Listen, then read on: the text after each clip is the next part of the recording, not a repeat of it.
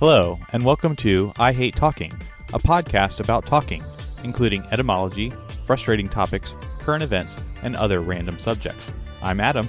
And I'm Steph.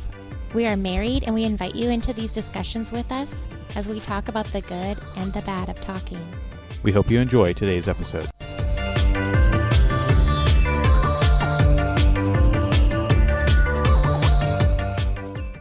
Welcome to episode 14 of I Hate Talking. Hi, everyone. And happy 4th of July. Yes, if you're listening to this the day it drops, it is the 4th of July. Also known in America as Independence Day. I love Independence Day. I love just the fireworks and all that. So I'm very much looking forward to celebrating.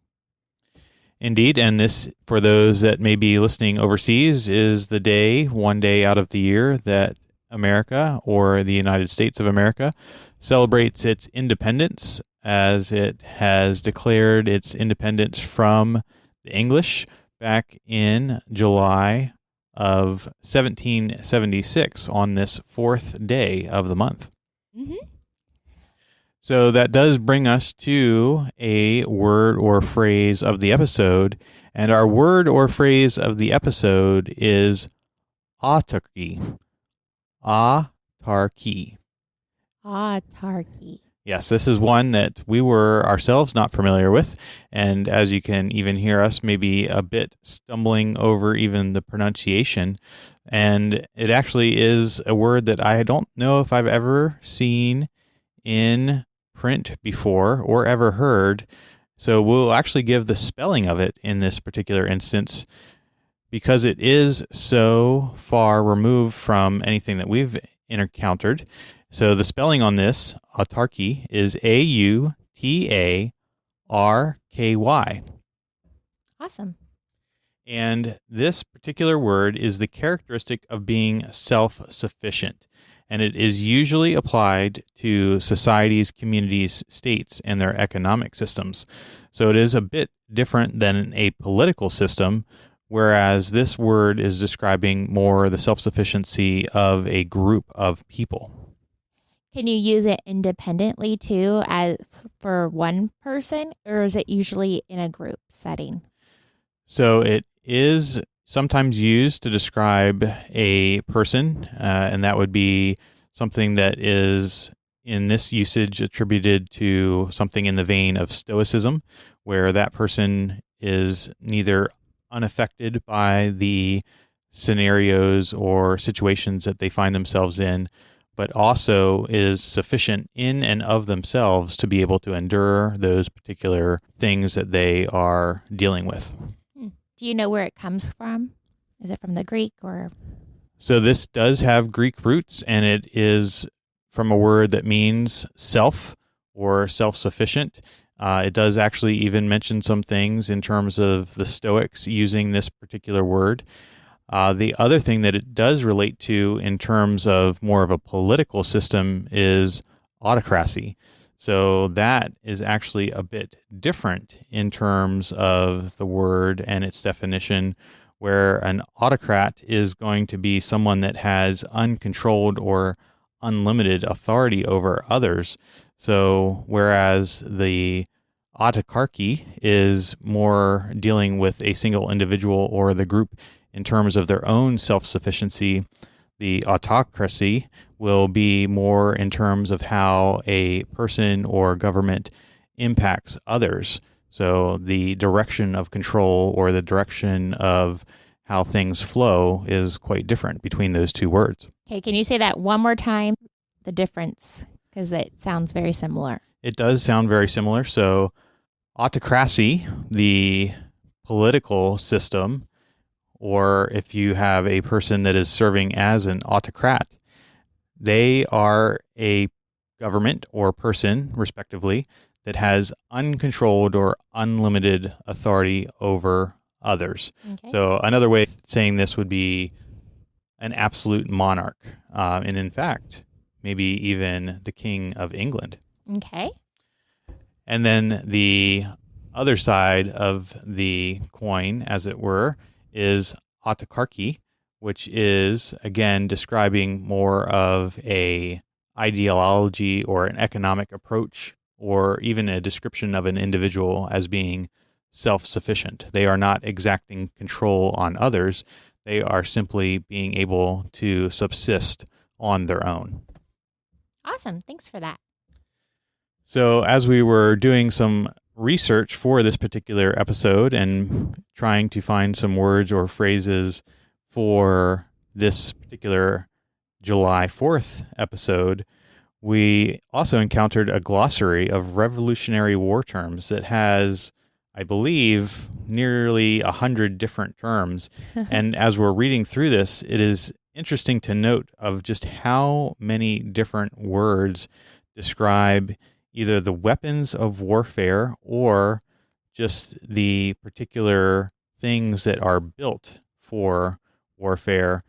Just as one example here, superior, slope, two words that we, I think, probably know in our lexicon: superior, that of being better or greatest, and slope, as in terms of not being flat.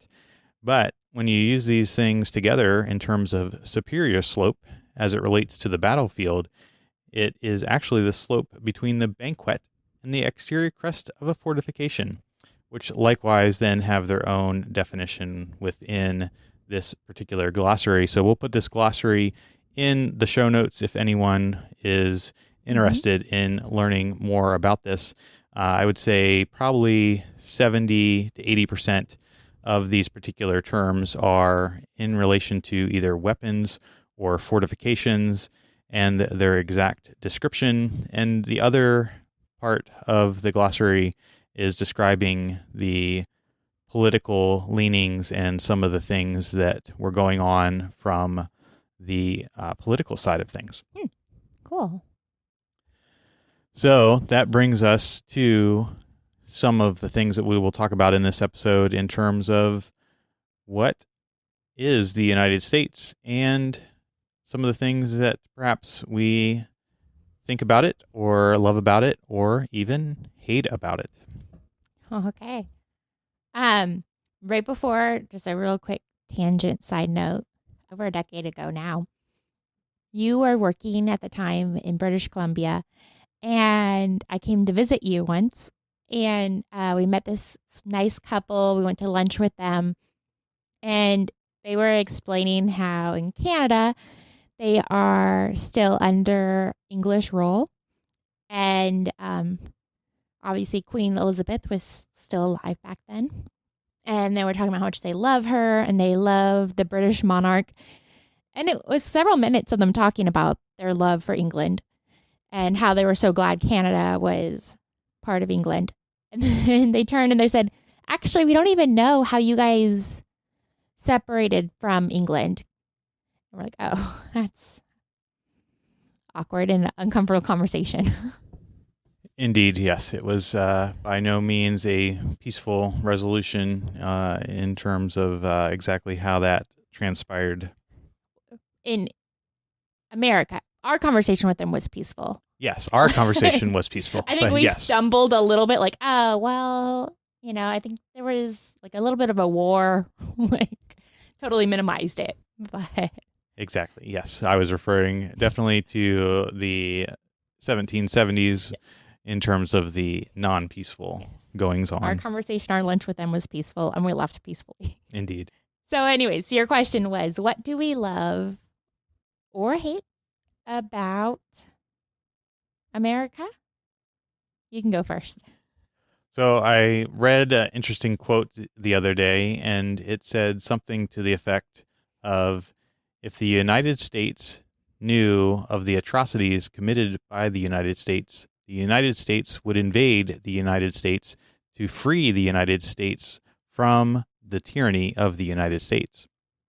Oh, that's unfortunate, but true.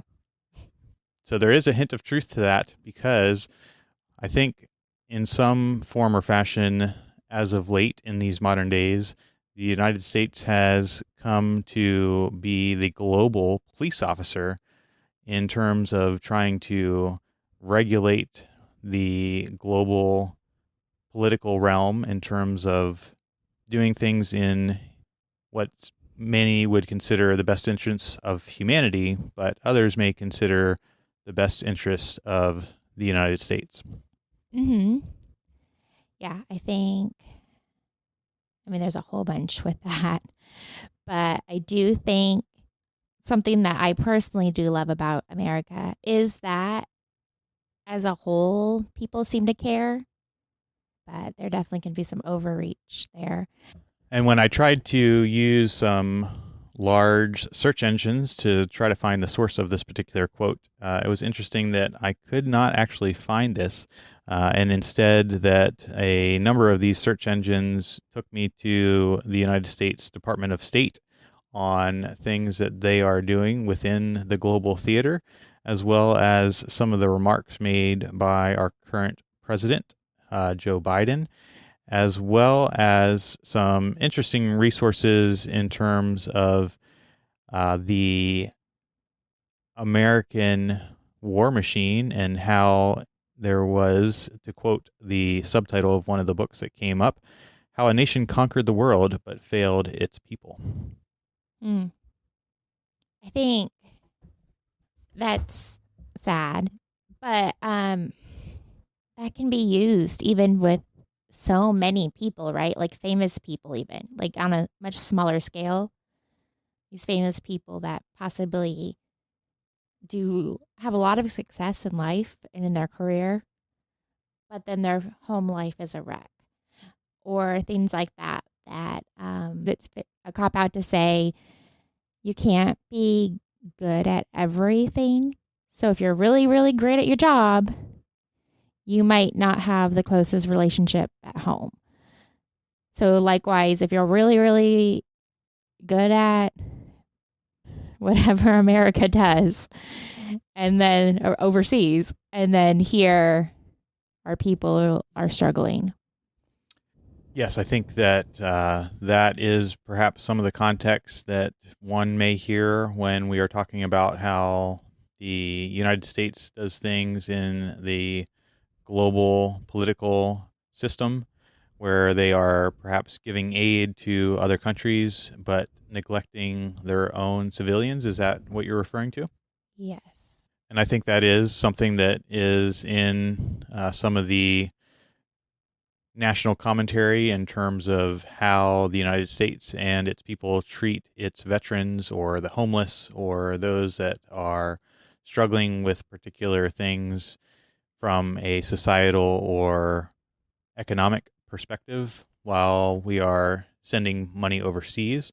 And that is something that, again, I think we, in my own personal opinion, are overstepping our particular requirements or not prioritizing them appropriately in terms of where we have our focus on either helping our own citizens versus those global citizens in other nations. Yeah. And I mean, the way most of our veterans are treated, it is really sad because we literally owe our lives to them. Um, One thing we've intentionally done with our children is when they see a vet, usually the older men, and that proudly wear their hats, we have our kids approach them and thank them for their service. And some of our kids don't even have to be prompted anymore. They see it and they go do it. And I'm proud of that. And then I heard a side thing about how people actually don't like that. The veterans don't like that. So I started backing off from encouraging the kids to go thank them. So I was so thankful a few weeks ago. I heard an older vet say, no, like, thank you so much. Because because I guess the argument is this doesn't do much. But he's like, at least we're not forgotten. And then on Flag Day was recently, and we were at Costco. There were a lot of vets there. Our kids went up to thank them. And one of them was really sweet. He just looked down and goes, thank you for thanking me.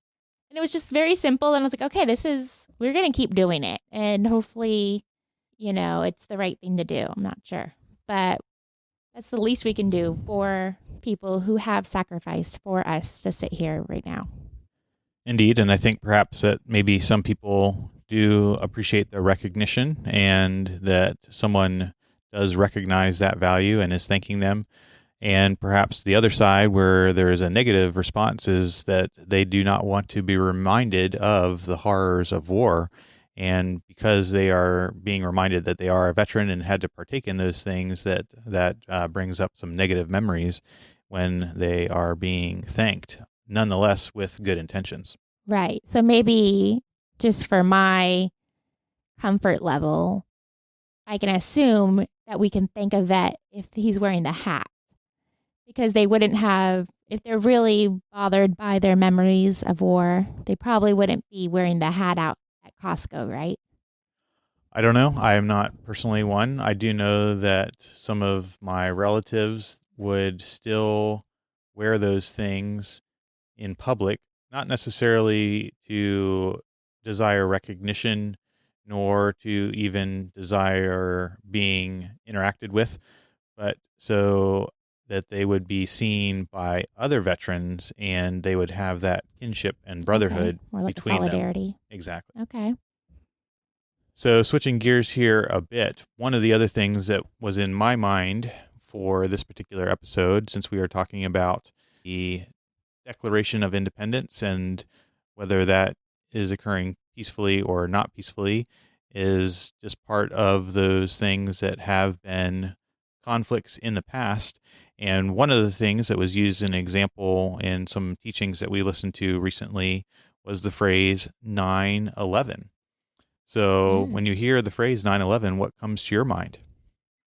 I instantly think about that date, September 11th, and the attacks on the Twin Towers.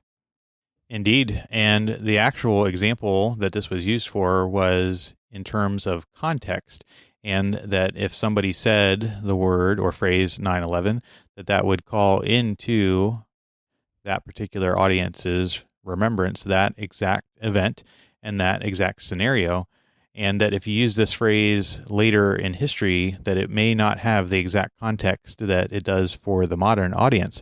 And I thought it was interesting to note because our young children, which are not all that young, that they did not know this phrase and did not really have a very firm grasp on that particular scenario that did occur in history, and therefore that particular phrase was lost on them. So do you think it's already losing its reference point, or is it just that our kids haven't learned that in their history books yet? I think a bit of both. I think that it is beginning to lose some of its reference points, right? If we, I mean, there's people that are voting that weren't even alive when that event occurred. Right. So the other thing that we talked a little bit about is some of the atrocities that the United States has potentially done as part of the response to even 9/11. So do you know how many people died in the 9/11 attacks, American citizens, That day? that day? I am no, I would guess like 100,000. 2,996. Oh, I was off a little bit. Just a little bit. And that is true. That is a good point that you made. I'm not counting necessarily anyone that had long-term issues from their health or cancer or shortened lifespans because of what they dealt with in terms of dealing with the smoke and wreckage and other hazardous substances. But just deaths on that day, 2,996. Wow. To put that in perspective, do you know how many people were killed in the first phase of the invasion of Iraq, commonly known as shock and awe? Are we talking American or are we talking Iraqi citizens?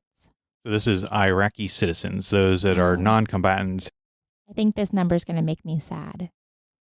I'm going to guess if we were 200,000, right? You said? I'm going to say 400,000. So the 9/11 number is only Oh, 2,296. no. Okay. So 2,000. the shock and awe bombing campaign during the 2003 Iraq invasion killed around 6,616 civilians, about twice as many. So not putting necessarily any one's life more in value than the other, Right. but we are saying that in terms of just civilians that were killed, that the number is probably far less than what you would perhaps originally estimate, and that there were over twice as many civilians killed in Iraq from our response to it. Wow. That's sad. And like you said, we have to fully say that each one of those lives is heartbreaking and sad. And those families are forever altered. But it is sad, I guess, that those citizens over there were also just as innocent bystanders. Most of them were just as innocent as our citizens were that day. And then when we consider those that are serving in wartime roles, there were actually over 7,000 U.S. service members that died in the war zones of Iraq, Afghanistan, Pakistan, and elsewhere in terms of this response to the 9/11 attacks. So just some things for consideration in terms of the loss of life and the response to that loss of life that caused even greater loss of life. And when we go further back and again put it in perspective of the war for independence that we are talking about on this July 4th, that anywhere from between 25,000 and 70,000 Americans died during military service. Now, the interesting thing to note is that only about 6,800, or very close to that 7,000 number that we were just talking about in terms of the Iraqi theater, were actually killed in battle. And then another 17,000 died from disease. And then the remainder, which could be anywhere from another 2,000 upwards of 45,000, just because the numbers are very imprecise when making these estimates for things that happened so far in the past. They actually died as prisoners of war on prison ships. Oh, wow. Which that does not even come close to the bloodiest war that the United States was involved with. And can you guess who the United States was fighting in this war? I'm going to say it ties back to the beginning. So, Britain? Nope. Take one more guess. Ourselves? The Civil War? The Civil War, that is it. So that is the North and South fighting in that Civil War. It is estimated that there were over 360,000 deaths on the Union side and over 258,000 deaths on the Confederate side, bringing that total to well over 600,000 people that died during the Civil War. Wow. Now, again, that is an all-in total that does count both the deaths that occurred during actual battles as well as those that died of disease. So that number is, again, highly correlated to fewer actually dying in battle, but many more dying later because of disease or the treatment they received within prisons. So a bit of a darker episode for this July 4th celebration. Happy July 4th. Enjoy your watermelon. So we are celebrating our independence, and that independence is very valuable, but it does come with great cost. And it is for these things that we should remember and not only call into remembrance for our own benefit, but also potentially to thank those that have served and been involved in protecting our freedom. Right, yeah, and continue to. Absolutely. There's I was overseas one time on the 4th of July and we were instructed where I was not to make a big deal about it because this country would not value that, or at least their political leaders would not. So we were playing it real low key, and somebody, a citizen from that country, comes over and he goes, "Isn't today America Celebration Happy Day?" And it was just really sweet to be like, "Yeah, it was." We just kind of smiled and moved on. But I like what you're saying about just the reality of it's more than the fireworks. It's more than having a day off in the middle of the week and enjoying some watermelon and swimming in the pool. But there have been actual consequences and families forever altered by this, and they'll continue to be so that we have our freedom. Absolutely. And those things do impact our life all the way back from those actions that were taken in 1776 and those in the Civil War in the 1860s, and even those actions that have been taken as recently as the 9/11 events and the response that was made by the United States in the early 2000s, and perhaps gives us a bit of perspective on some of the conflicts that are continuing to rage on between Russia and Ukraine and Israel and Gaza and potentially other countries as they are drawn into these particular conflicts. So with that, here in our little community, we have autarky. So we can strive to have autarky because that is describing self-sufficiency, and perhaps that will be something that we can dive more into detail in a future episode in terms of self-sufficiency and preparations that you make for the future, because it is a bit different than the independence and freedom that we have within these United States, where that would be describing more of autonomy and having the ability to make our own decisions and do things the way that we want to. Okay, excellent. And one final thought that we have not even gotten to in terms of the 9/11 discourse is Building 7. I like the way you're looking at me. No one else can see it, but you knew I don't. You know I don't know what that is, huh? Many people do not. Yeah, I'm one of them. Well, we'll save that for another episode, but just know that Building 7 fell in New York City. But was it hit by a jetliner? Okay, I do know because you've mentioned this before, but we can talk about it later in case anyone else doesn't know your ideas. They're not only my ideas, they are the ideas of many others that share these ideas.